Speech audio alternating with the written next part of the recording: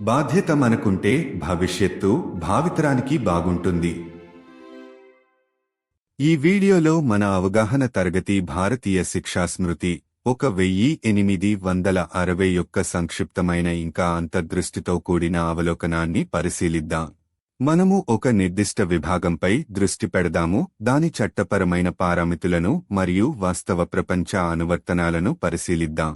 భారతదేశంలో శాంతి భద్రతల ఫ్రేమ్వర్క్ను ప్రతిబింబించేలా ఐపీసీ ప్రవర్తన మరియు న్యాయాన్ని ఎలా నిర్వహిస్తుంది అనే దానిపై స్పష్టమైన అవగాహన కల్పించడానికి ఈ సెషన్ రూపొందించబడింది.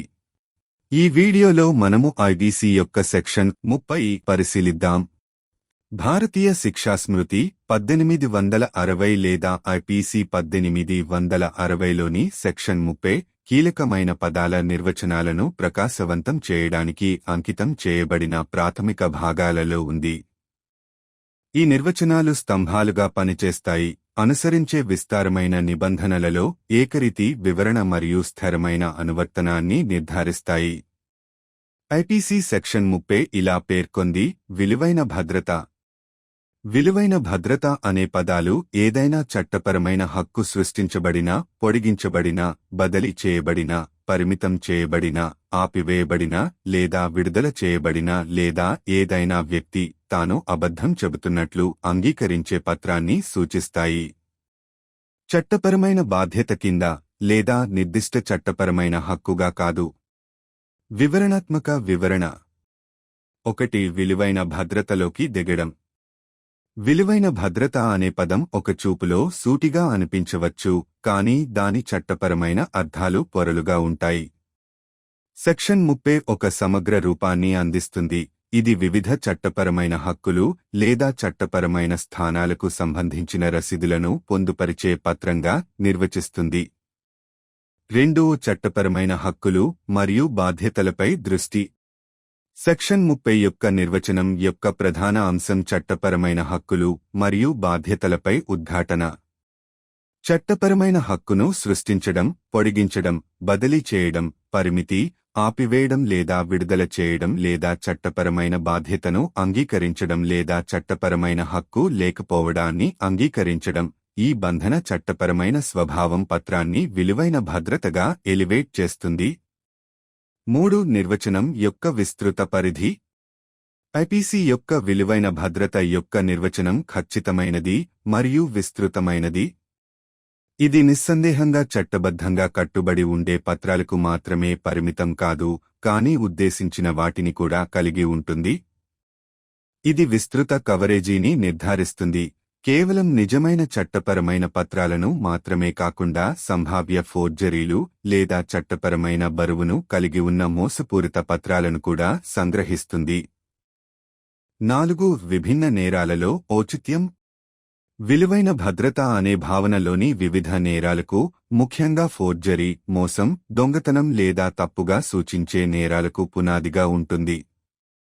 స్పష్టమైన నిర్వచనాన్ని అందించడం ద్వారా సెక్షన్ 30 ఈ నేరాల యొక్క సరైన వివరణ మరియు వర్గీకరణలో సహాయపడుతుంది. ఈ సెక్యూరిటీలకు సంబంధించి వారి చర్యల యొక్క ఖచ్చితమైన స్వభావం ఆధారంగా వ్యక్తులు ప్రాసిక్యూట్ చేయబడతారని నిర్ధారిస్తుంది. 5. డాక్యుమెంటేషన్ యొక్క ప్రాముఖ్యతను ప్రతిబింబించడం. సామాజిక మరియు ఆర్థిక లావాదేవీలలో చట్టపరమైన చిక్కులను కలిగి ఉన్న పత్రాలు చాలా ముఖ్యమైనవి. సెక్షన్ 30 విలువైన భద్రతను నిర్వచించడం ద్వారా ఈ ప్రాముఖ్యతను నొక్కి చెబుతుంది. హక్కులను స్థాపించడంలో, లావాదేవీలను రికార్డ్ చేయడంలో మరియు బాధ్యతలను అంగీకరించడంలో అటువంటి పత్రాలు పోషించే కీలక పాత్రను ప్రతిబింబిస్తుంది. 6. విశ్వాసం మరియు చట్టం యొక్క సంగమం.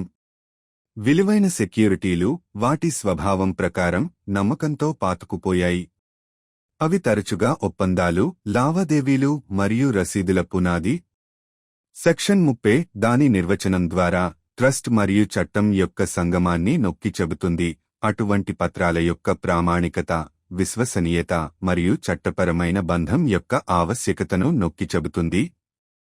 7. ఐపీసీ దాటి చిక్కులు. సెక్షన్ 30 ఐపీసీ పరిధిలో ఒక నిర్వచనాన్ని అందించినప్పటికీ విలువైన భద్రత అనే పదం ఇతర చట్టపరమైన ఫ్రేమ్వర్క్లలో ఆస్తి చట్టాల నుండి కాంట్రాక్ట్ చట్టాల వరకు బ్యాంకింగ్ నిబంధనల నుండి కార్పొరేట్ లావాదేవీల వరకు ప్రతిధ్వనిస్తుంది. ఈ విభాగం అందించే స్పష్టత ఈ చట్టపరమైన డొమైన్లలో ఏకీకృత వివరణను నిర్ధారించడంలో సహాయపడుతుంది. ముగింపు. ఐపీసీ యొక్క సెక్షన్ 30 దాని విలువైన భద్రత యొక్క సమగ్ర విశదీకరణతో కోడ్ యొక్క నిర్మాణంలో ముఖ్యమైన కీస్టోన్ను అందిస్తుంది. విలువైన భద్రతగా ఏది అర్హత పొందుతుందో నిశితంగా నిర్వచించడం ద్వారా మరియు దాని చట్టపరమైన ప్రాముఖ్యతను హైలైట్ చేయడం ద్వారా అటువంటి పత్రాలతో వ్యవహరించే అనేక నిబంధనలకు ఇది వేదికను నిర్దేశిస్తుంది. ఈ స్పష్టత విలువైన సెక్యూరిటీలకు సంబంధించిన నేరాలను ఖచ్చితత్వంతో మరియు కఠినంగా పరిష్కరించేలా నిర్ధారిస్తుంది. అటువంటి వివరణాత్మక నిర్వచనాల ద్వారా ఐపీసీ చట్టపరమైన పత్రాల పవిత్రతను మరియు అవి ఆజ్ఞాపించే నమ్మకాన్ని పరిరక్షించడంలో దాని నిబద్ధతను ప్రదర్శిస్తుంది. చట్టం మరియు ఆర్డర్ యొక్క బలమైన మరియు సమగ్రమైన సమీక్షకునిగా దాని పాత్రను పునరుద్ఘాటిస్తుంది. బాధ్యత మనకుంటే భవిష్యత్తు భావితరానికి బాగుంటుంది.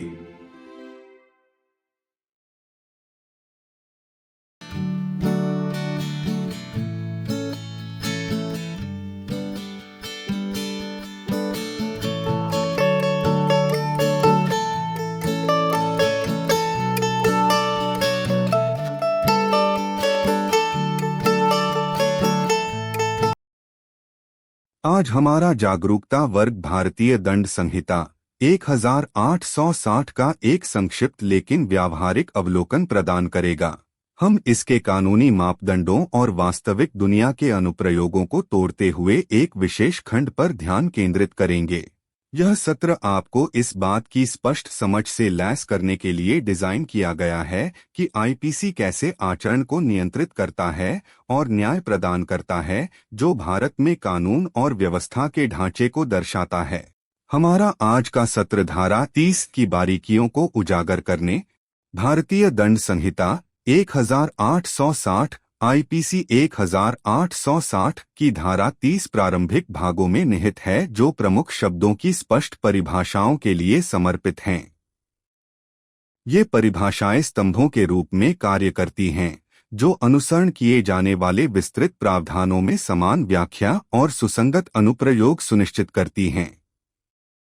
आईपीसी की धारा 30 में कहा गया है मूल्यवान सुरक्षा शब्द एक दस्तावेज को दर्शाते हैं या ऐसा दस्तावेज होने का तात्पर्य है जिसके तहत कोई कानूनी अधिकार बनाया, विस्तारित, स्थानांतरित, प्रतिबंधित, समाप्त या जारी किया जाता है, या जिसके द्वारा कोई व्यक्ति स्वीकार करता है कि वह कानूनी दायित्व के अंतर्गत है या उसके पास कोई निश्चित कानूनी अधिकार नहीं है.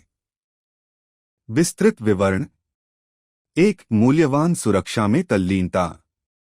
मूल्यवान सुरक्षा शब्द सरसरी नजर में सीधा सादा लग सकता है, लेकिन इसके कानूनी अर्थ परतदार हैं.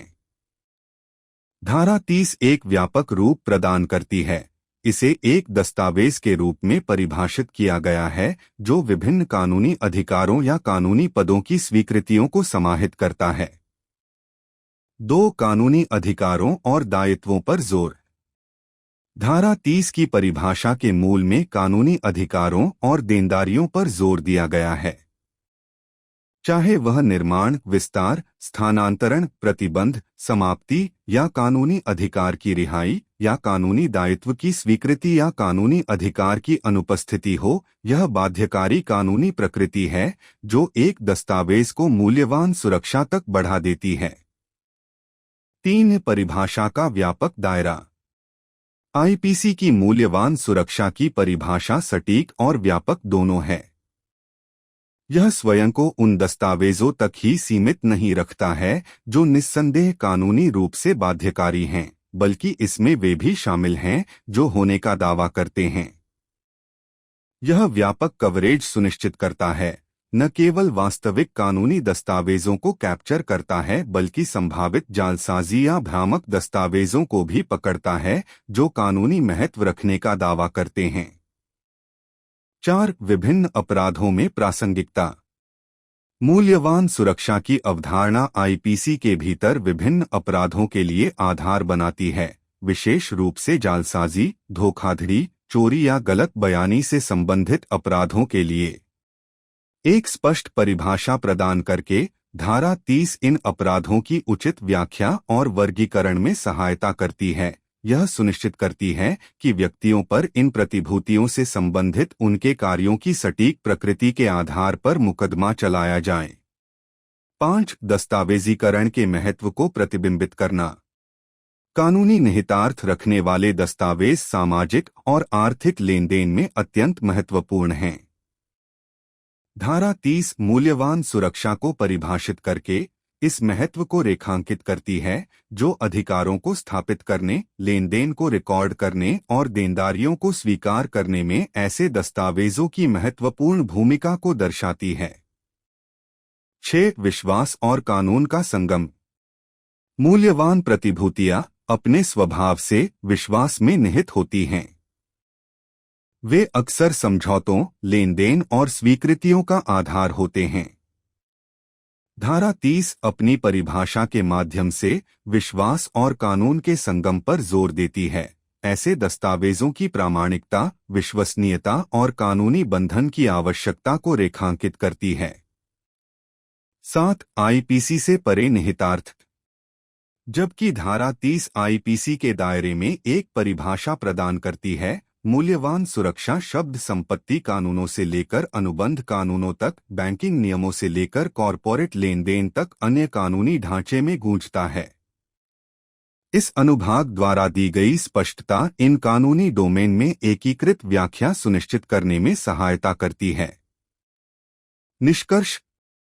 आईपीसी की धारा 30 मूल्यवान सुरक्षा की विस्तृत व्याख्या के साथ संहिता की संरचना के भीतर एक आवश्यक आधार प्रदान करती है। मूल्यवान सुरक्षा के रूप में क्या योग्यता है, इसे सावधानी पूर्वक परिभाषित करके और इसके कानूनी महत्व को उजागर करके यह ऐसे दस्तावेजों से निपटने वाले कई प्रावधानों के लिए मंच तैयार करता है। यह स्पष्टता सुनिश्चित करती है कि मूल्यवान प्रतिभूतियों से संबंधित अपराधों को सटीकता और कठोरता से संबोधित किया जाता है।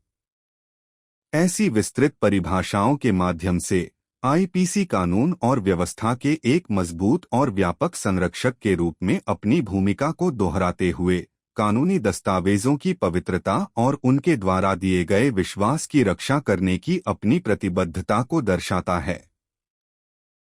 यदि हम जिम्मेदार हैं, तो भविष्य आने वाली पीढ़ियों के लिए अच्छा होगा।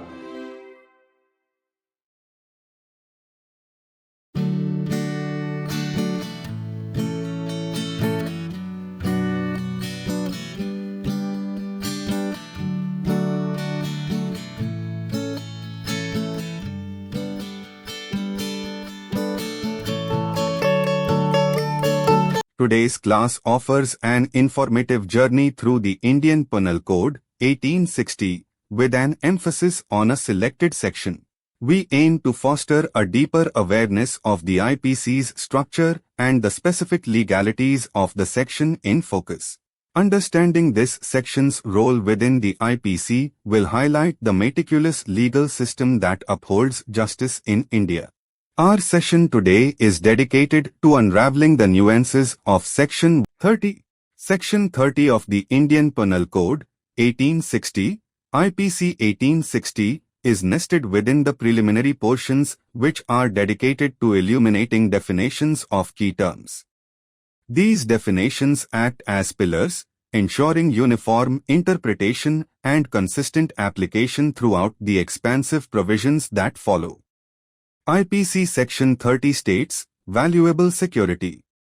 The words valuable security denote a document which is, or purports to be, a document whereby any legal right is created, extended, transferred, restricted, extinguished or released, or whereby any person acknowledges that he lies under legal liability, or has not a certain legal right.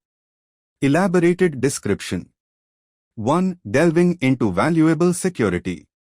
The term valuable security might, at a cursory glance, seems straightforward, but its legal connotations are layered. Section 30 offers a comprehensive look, defining it as a document which encapsulates various legal rights or acknowledgements of legal positions. 2. Emphasis on legal rights and liabilities. At the core of Section 30's definition is the emphasis on legal rights and liabilities. Whether it's the creation, extension, transfer, restriction, extinguishment, or release of a legal right, or an acknowledgement of a legal liability or absence of a legal right, it's this binding legal nature that elevates a document to a valuable security. 3. Broad scope of the definition. The IPC's definition of valuable security is both precise and expansive. It doesn't restrict itself to documents that are undoubtedly legally binding but also includes those that purport to be. This ensures a wide coverage, capturing not just genuine legal documents but also potential forgeries or deceptive documents which claim to carry legal weight. 4. Relevance across diverse offenses. The concept of valuable security forms the bedrock for various offenses within the IPC, especially those related to forgery, fraud, theft, or misrepresentation. By providing a clear definition, Section 30 assists in the proper interpretation and categorization of these offenses, ensuring that individuals are prosecuted based on the exact nature of their actions concerning these securities. 5. Reflecting the importance of documentation. Documents that carry legal implications are of utmost importance in societal and economic transactions. Section 30, by defining valuable security, underscores this significance, reflecting the vital role such documents play in establishing rights, recording transactions, and acknowledging liabilities. 6. A confluence of trust and law. Valuable securities, by their very nature, are rooted in trust. They are often the bedrock of agreements, transactions, and acknowledgements. Section 30, through its definition, emphasizes the confluence of trust and law, underscoring the necessity of authenticity, reliability, and the legal binding of such documents. 7. Implications beyond the IPC. While Section 30 offers a definition within the IPC's scope, the term valuable security reverberates across other legal frameworks, from property laws to contract laws, from banking regulations to corporate transactions. The clarity offered by this section aids in ensuring a unified interpretation across these legal domains. Conclusion. Section 30 of the IPC, with its thorough elucidation of valuable security, offers an essential keystone within the code's structure. By meticulously defining what qualifies as a valuable security and highlighting its legal significance, it sets the stage for a host of provisions that deal with such documents.